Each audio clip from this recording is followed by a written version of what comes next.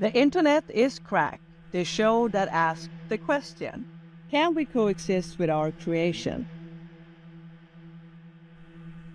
Hi, I'm Caroline Risberg, And I'm Seth Camillo. and we are The Internet is Cracked by Addicts for Addicts. And today we have an incredibly special guest, my cousin, Brenda.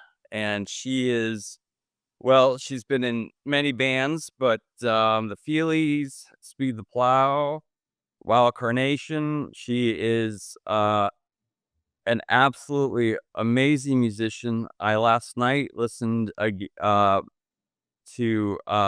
Superbus all the way through again and was absolutely mind blown by how wonderful that album is. Out of all your albums, I listen to it all the time. I love the sound of it too. It's just, I don't know, I could go on forever talking about how much I like that album. And also Brenda was good enough to give me one of her songs to use in one of my documentaries, Gridiron Heroes. So that was a real generous and wonderful thing, and it really elevated the film to have music of such high quality. So here we are. We're going to be talking about music and the internet, and let's go on. Get going. How you doing today, Brenda? Okay, what can I say after that? How did you get started? Oh. How did you get started? I guess, music lessons in the family. Well, in the extended family, music is really, really important. Absolutely. Um, and, um, and having an uncle who had studied accordion, as well as aunts and uncles, like great aunts and uncles who had studied, it was kind of a natural thing. Yeah. And you started playing out though at a very young age, right? The first actual gigs were, uh, folk, folk worship services at a church, but I was kind of a guest. I wasn't, the main part of the group. I was just kind of, I'd join once in a while. Sure. And then there was, a gig at the Lobster Shanty Yeah. because it's, seafood restaurant that was looking for a couple. Jersey, right? Yeah, We're New Jersey. we got all East Coast, New Yeah. Jersey, New York area. So like that's the very beginnings of it. But prior to performance, just listening to AM radio was a big influence. Like I've done a number of interviews, and in prepping for the interviews or during the interviews, I realized how much of AM radio, how much that affected me. And what I realized was that it was a lot of R&B. Right. I know things have changed so much. I don't even know these days what the equivalent of AM radio. Well, maybe the internet would be the AM radio, right? Because you can put anything on there. Yeah, but where do you go on the internet? What, stations are there? Or, I just we do listen to podcasts from time to time. We do listen to FM alternative radio, on the internet. So, stations that are generally back in New Jersey, but also there's really great Cincinnati station. But those people are like my age or younger, but not people coming up with this whole new internet technology. Yeah. So getting back, so back in the day, maybe it looks better through nostalgia, but there seemed to be a really good blend of all types of music, and R&B was way up there. So I just have really good, strong memories of Gladys Knight. Oh, and Sly. Also a big Melanie fan. Whether we were being fed that or whether it was coming through in a natural way, I don't know.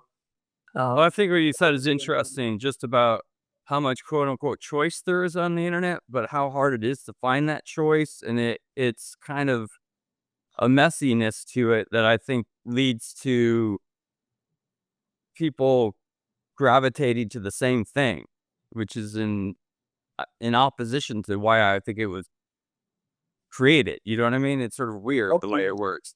Yeah, yeah, that could be a good thing or a bad thing. It could show that humanity shines through and we are drawn to certain things or repelled by certain things, or people can really be mass influenced. Yeah. Right. Uh, Right. That's a good. that will be something to dive into. Yeah.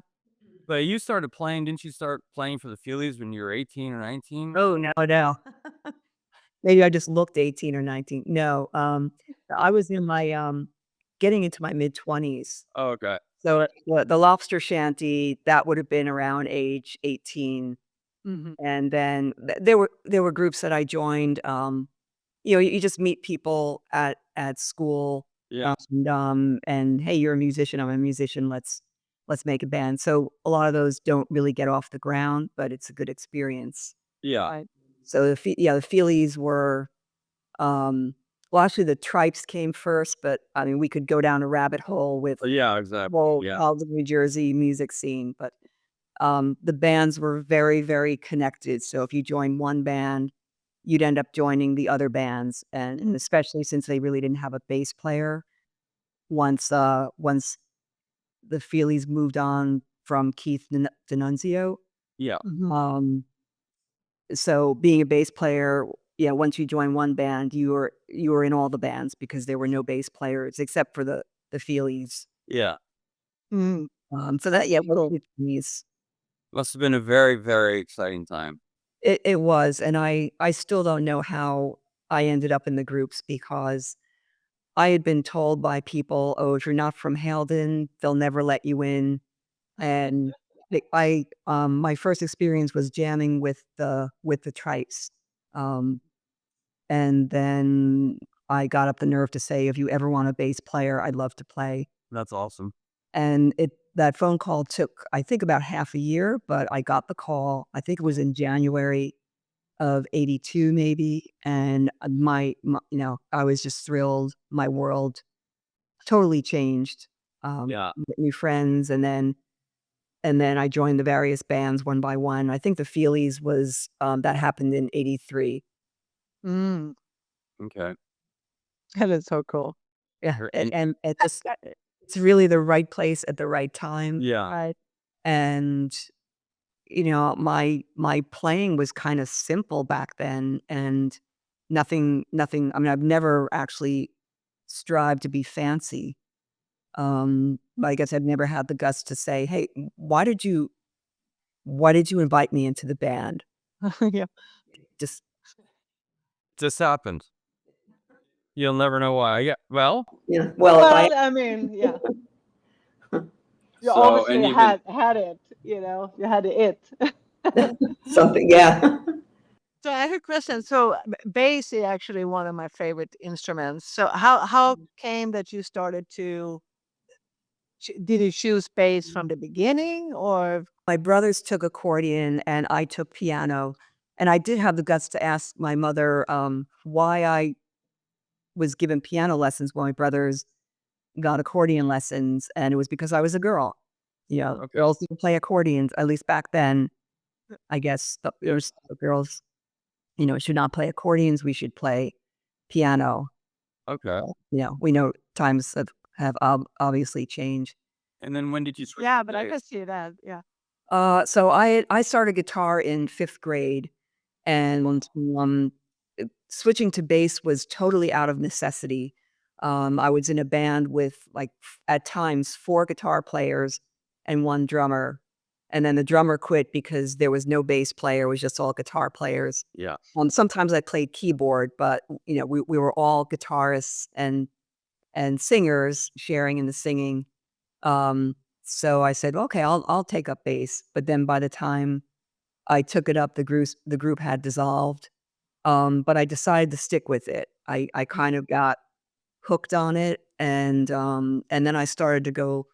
I'd go watch bands, live bands, and generally they were cover bands. I hate to admit that's all that I really had access to. I had no idea that there was this alternative scene happening in other clubs. So That's interesting. That's something that the internet does bring to people is all sorts of different music, and you get to watch all sorts of different. I mean, you could spend your life listening to all the different music that's been uploaded to the internet. You know, and I'm not talking about the popular stuff. I'm talking about just, you can just go just searching for bands and seeing live performances on YouTube of, the hottest band in Cincinnati, hottest band in Berkeley, and you can watch that kind of stuff. And so that is something that I think the internet does provide for musicians, yeah, some more variety. And you get to see them live too because of YouTube. But it's not the same to see them on YouTube as to actually go and see someone playing live. It's a right, completely different feeling.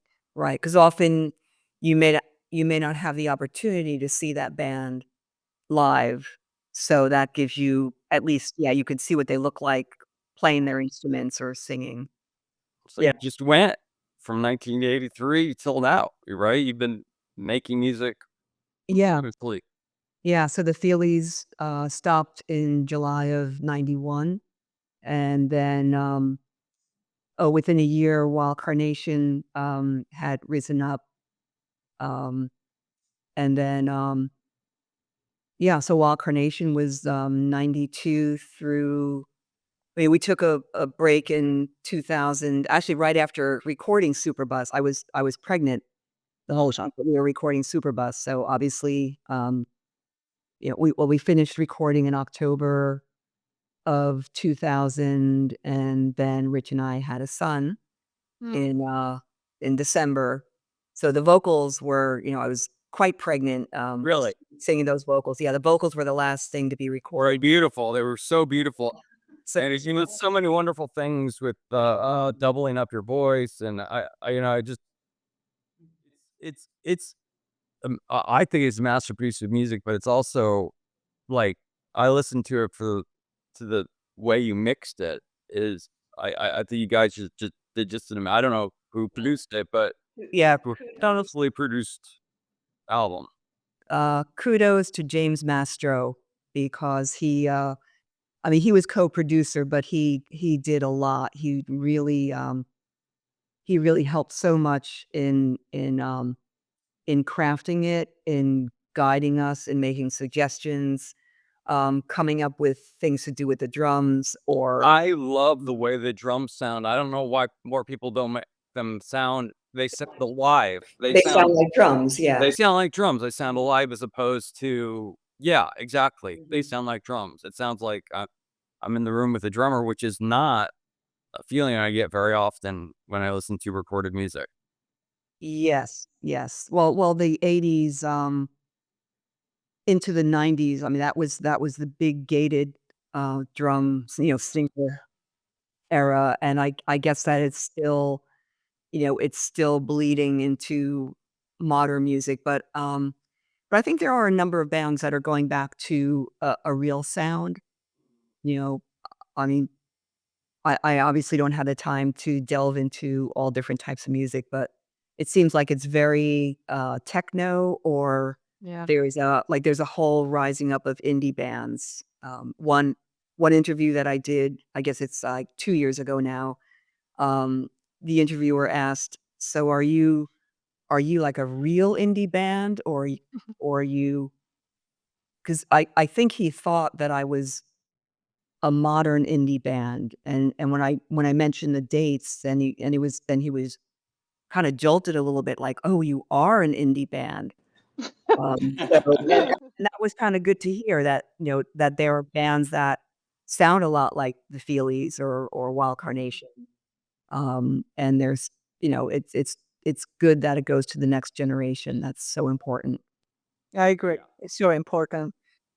It really is that we can keep having, I call it real music, you know, and it is. It is real music and real musician. Like I would say, I said to Seth earlier, like she's a musician, Not, and I think that's important. And I'm really hoping that um, the new generation actually will really learn how to pick up a guitar and pick and play the real instruments. Because today, I mean, you have this AI and all the thing that anyone can be a musician. You can tell them to do, and that's it's for me. Music is one of the most important thing in life.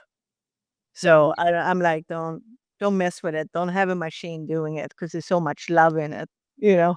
What effects did you feel when the internet started? Did you feel any effects? Did was there anything for you musically? Music wise, it helped us to see what we had been doing. Certainly back in the day when the Feelies were touring, you'd have to pick up newspapers where as you were on tour, you'd hope to find a newspaper where you might see an article about your show, which was difficult. You're heading out of town and maybe the article is the next day or a couple days later. Certainly we had agents who would, it was their job to find any information and maybe send us a clipping, put together a packet of like all recent articles. Um, but once the Feelies started playing again in 2008, Mm. there it was on the internet, and then, like, the first show, seeing people with their phones pointed at us Oh. was huge and a bit of a distraction. It was just something so different. I mean, we were used to people, snapping a photo, but once just watching people in the audience when I realized, "Oh, this is video." They're not just whipping out their camera and taking a photo and putting it down. So it's a little unnerving that everything is documented now in that way. And so you kind of lose the spontaneity of a show knowing that it's there forever until everything crashes and we can't access that stuff anymore. So but then knowing that people are taking videos, then we could just do a search the next day or the same day. Mm. And like, if I thought a song sounded really good, could go on the internet and hear, what or see what someone posted and then confirm, "Oh, yeah, yeah, that was good." Well, it wasn't as good sounding through the phone. So being able to, well, in an indirect way, have a presence on the internet, and, that just totally changed things. And again, it's kind of there forever, whereas in fact, I have containers of Feelies memorabilia and also Wild Carnation and the Tripes and Yeah, all the other bands, and need the plot. right. So, the bands from, the early 1980s till 91, but then Speed the Plow, so that would be, like, till 95. It's a container like this, or actually 2 Mm. containers. And then Wild Carnation and the Feelies, 2000s through present, it's just, like, that much because so much of it is on the internet Yeah. that Oh, we're not interesting. clipping articles anymore. I mean, at one point, if I saw something on the internet, I might, print it out, and now I just don't do that because it's there, and so my boxes are getting smaller and smaller. Mm. That is it's so interesting. It's Mhm, true. But just with the digital cameras now that you can take, I'm looking at my phone and I have like thousands of pictures. mhm, And I know I talked a lot with my mom about this, and she said, "It's so sad.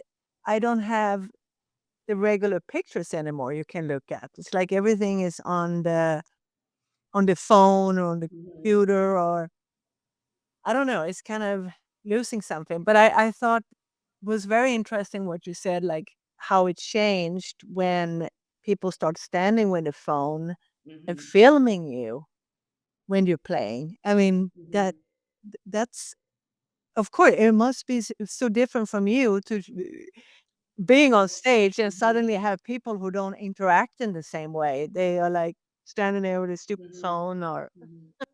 But I do wanna say the Feelies audiences are incredible, and they're wonderful audiences. So there are more people who are directly engaged, and that's something that's really come across, in recent times, how happy people are, and even our crew have said, "You have no idea how happy those people are." And we can't always see the faces because it might be darker. So there's just so much engagement and happiness, which is a huge thing for humanity, I think. Yeah. That people love the live experience, they want to be there. And sure, they're gonna take a clip here and there to keep so that they can remember it. By posting it, then they're sharing it with us. But there is this incredible feeling. It's just a beautiful thing. And then when we feel that and see that, then we give back. We want to play even better. And there's this incredible giving and taking throughout the show. Has the financial side of things changed a lot since the internet has come around? What is Taylor Swift like? She's got someone that big has to have money coming from other sources. Oh, That's what they say. They true. say that Stoop Dogg said that I had 1 billion streams and I made $40,000. So 1 billion. A Yeah. billion. There's only Yeah. 1 billion people on the planet. It's care where, someone comes in and says, "Well, I'll be a healthcare agency." And so it's not doctor to patient. There's now this middle person who's gonna take the chunk of it. And the same thing has happened on the internet. Bandcamp is one of the exceptions, and so we're just on Bandcamp, and there we finally are paid for our products. It sounds for um, they take a small amount, and unless things change, because we know things can change, Mm. they um, the artist gets much more support through Bandcamp as opposed to Amazon streaming, where I have yet to see any money from Amazon. I mean, and like no, there's and even YouTube, like people, I'm still in like trying to figure out, and I just don't have literally have the time to figure out um, how to stop people from using our music and placing ads. So someone will put something on YouTube that let's say a Wild Carnation video or one of our songs, and then to listen to it, it used to be you just go to YouTube and you listen to whatever. Well, now there are commercials. Like so Oh, they'll host a site and they'll have, various bands, um, on that page or that site, but you have to get through a commercial first. So they are making money off of our music, and we are getting nothing from it. And that is just unjust. yeah. Yeah. Yeah. And so you have to track it down, and it's just a mess. And with that whole streaming it it does take away from the artist, I think, the money for sure. I mean, we see like for example in Las Vegas now the really, really big artists that have residency because they don't make money out of albums the way they used to. So they make more money paying tickets, let's say Adele, right? Be there than actually of the even though she's enormous. But streaming, they've I don't know. It's essentially stealing music. I mean, It is. basically, Yeah. if you wanted to listen to a song, you had to buy the CD or you had to buy the record, and now that's gone. And essentially, they're essentially giving the music away. I pay $10 a month for Apple Music, and I think I could. There's nobody. I've never found anybody I couldn't hear. They've got Oh, you can hear everyone, even with Spotify. And you can if you're on the free version, you hear commercials. I mean, where you can hear any band you want. And how much does the band make? Almost nothing. They had no interest in protecting the artists at all. And I don't think it's too much different than Napster, to be quite honest with you. Every time I use Apple Music, I feel a sense of guilt, to be honest with you, because I'm like, it's not even the price of a CD. And I can listen to the Beatles. I can listen to, anybody. Pylon. I used to be interested. Because they were, I remember when REM won Album of the Year, they said, we're not the best band in America. We're not even the best band in Athens, Georgia. There's a band called Pylon, right? So even there, even this little band from Athens, Georgia is on Apple Music, It's and they're not getting any money, Yeah. It's crazy. And I love now I make music and I love now so I get excited, like I'll go on and say, oh, 200 people listen to my music this month. Wow, that's really great. That's really cool. I'll feel really good about that. But now on Spotify, you don't get any money until you reach 1,000.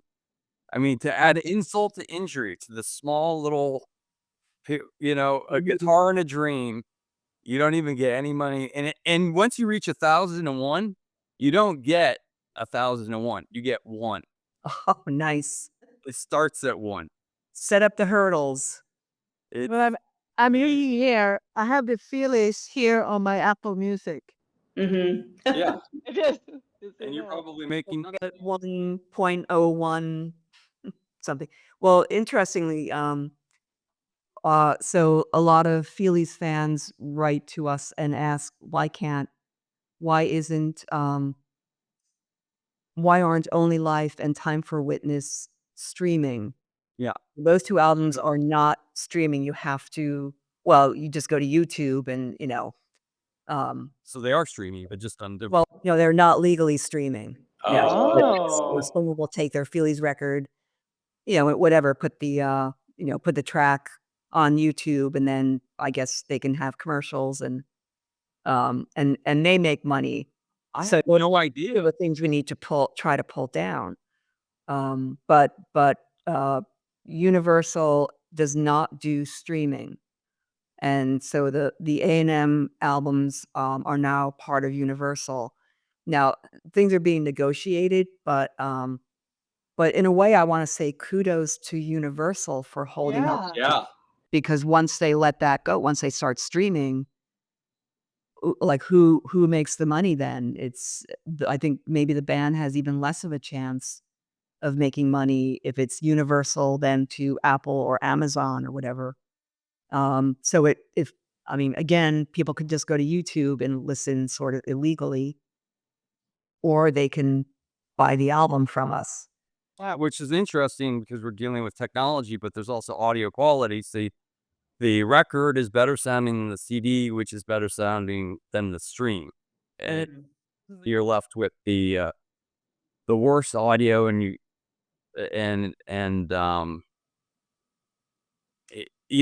that's a reason maybe to motivate people to buy CDs and records, higher audio quality.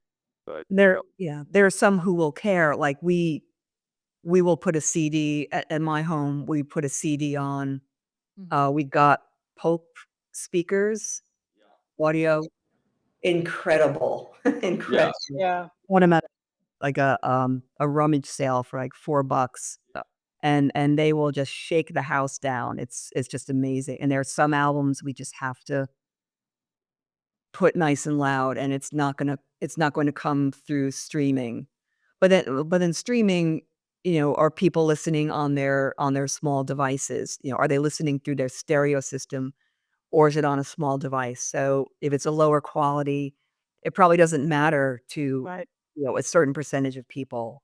well, I think it's very interesting that I got rid of I used to go to Goodwill every other day, basically looking for speakers and amps, and I got rid of everything because I almost got guilted into it. People were like, don't be an old man, right? Everything's on your phone. What are you doing?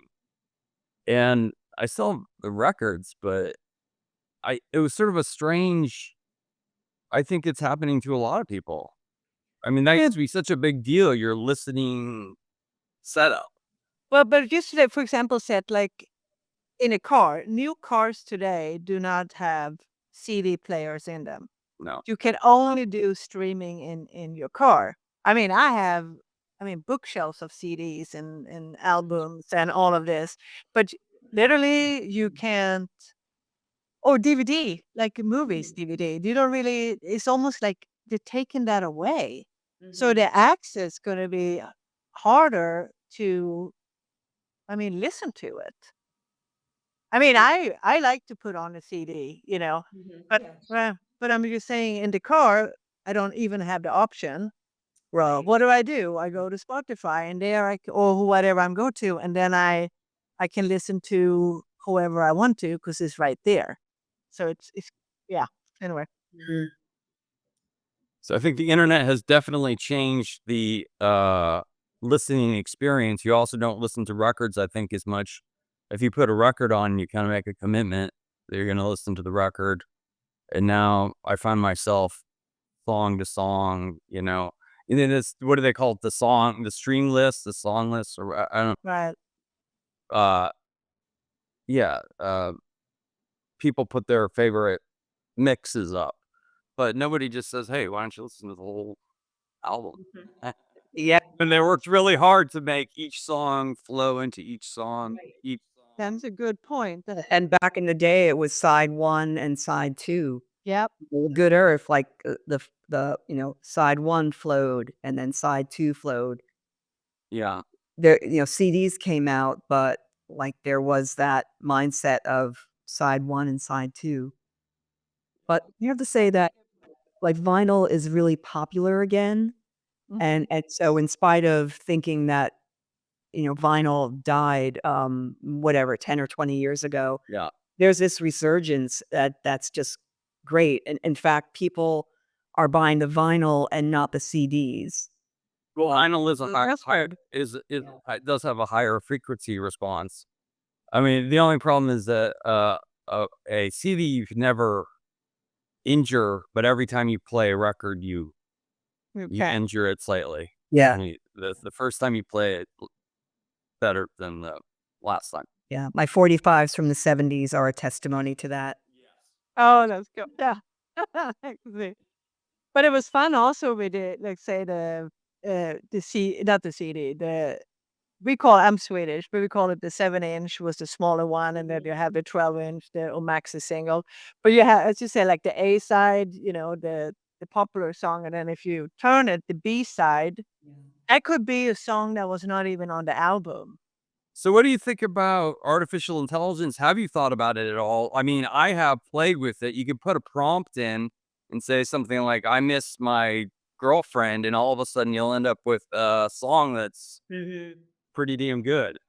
Yeah, so I went to, a couple of the links that you sent me, and it wa I it's hard to grasp it, the extent of it. So as I was watching, I was thinking, "Alright, yeah," like you just said, you just put in a prompt, an idea, and then it's gonna give you a whole song. It just you don't need, musical brains anymore. You just, like, it'll something will do it for you, and that's kind of depressing and dehumanizing. Yes. It's also fascinating in a way, Yes.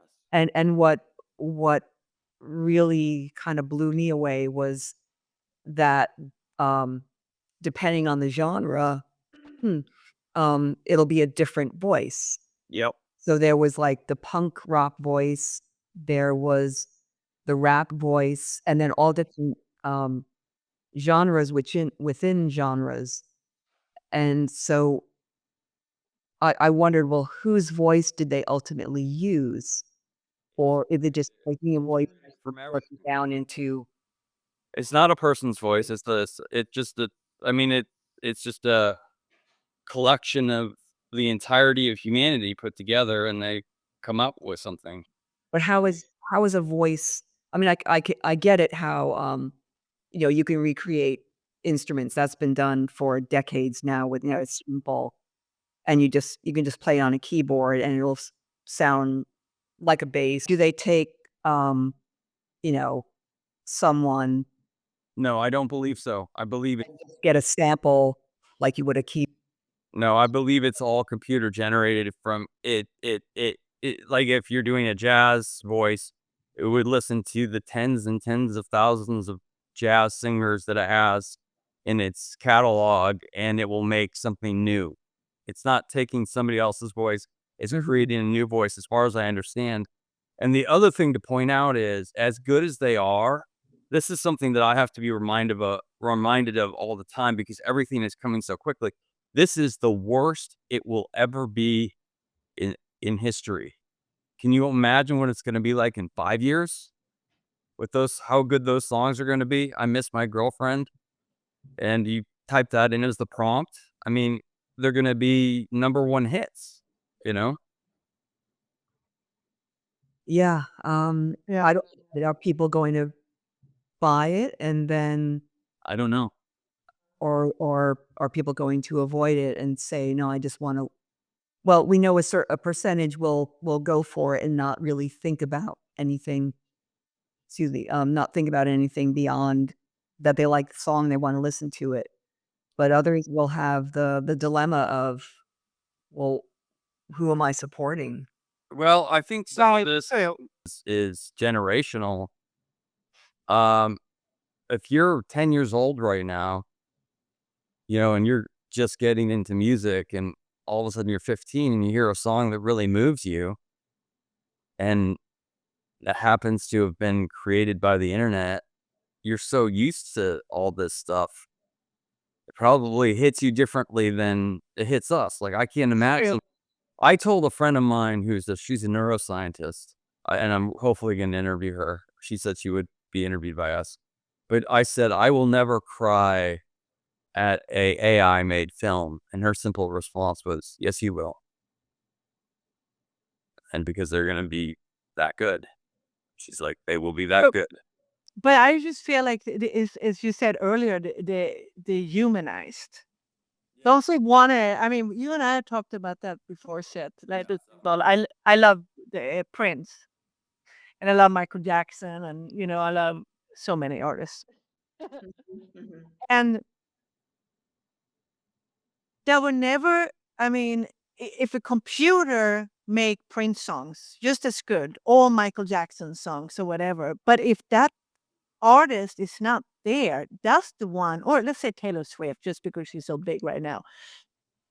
Isn't it there is the person you wanna listen to. Don't you wanna see them? Isn't like that is I call it maybe the it factor, why somebody is have that persona, or how to dance, or how to move, or how to play. I mean, I have so hard maybe I'm old, but I cannot compute in my head that I would like and I'm not saying maybe I would like an AI song. I'm not saying I wouldn't, but how I could like that better than an actual person, because it's Mhm. so much more than just the song, it's everything behind it, if that makes Right. sense.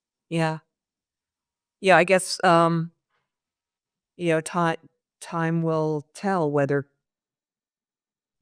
the human aspect of it is ultimately going to be the deciding factor. Well, I just wonder if it's even possible. Human emotions, it's like sugar. Like, they just are fired because, like, I saw a music video made entirely on, fake I mean, I can't call it as fake media, right? AI media. And I watched that music video, and I was ready to just think, this is stupid, and I was like, "Whoa, I am into this music video, deeply into it," and I'm like, the people in the video, they don't exist. They're not real. It But looks like it's like sugar, I was moved, I couldn't help it. I don't know what's gonna happen. Well, even just like last night, I was enjoying the fact that you came in on my right ear and the drums came in on both ears, not just the left ear. I was like, what, that's a choice, and And that's thanks to James Master. That was not a computer that did that. yes. Yeah.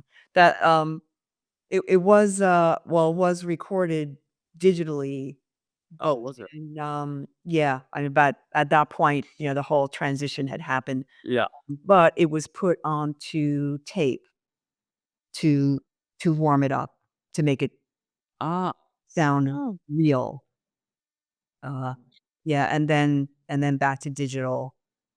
I'm still in shock how they can use your music and you're not getting paid. I'm still a little bit like I thought there was quite strict still, regardless of streaming or whatever. You would think, but I guess there are just so many people posting, and is YouTube gonna go to every single person and say, "Oh, do you own that?" it's funny. I can't post my own music on my Facebook page. I have to post it from YouTube.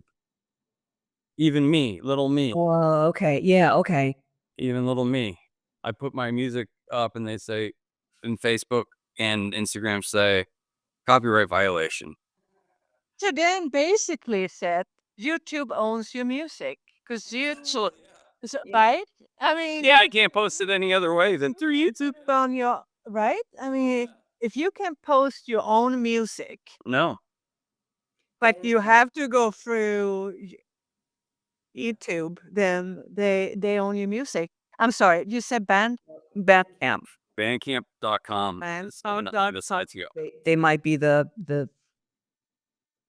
last remaining music link that, it's yours, you put it on the site, and then it's still yours.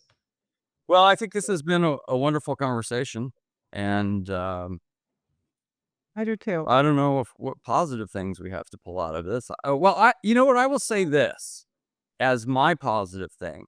I got divorced. My little heart hurt, and I made a bunch of music, and I was able to put it up on the internet.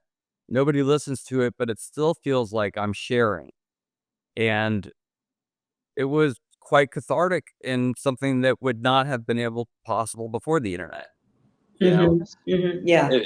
it I don't know who I'm sharing with, if it's people who are just wanna listen because they know me and they wanna laugh at it or whatever, but I don't know. But there is still a feeling of, like, when I press that button, I'm sharing, and if there's something that feels good about that. So, I think that is something positive. Yeah, and you didn't have to book time at a studio. No? No offense to, studios, but you could just work in your own home, Yep. uh, much less cost, and when it's done or you feel it's done, then you post it. Yeah. Yeah. And that is something like you can you're right. You can actually release an album. You don't need a record label. You don't need that any I mean, yeah, that you do, but technically you can have people listen When to I your music.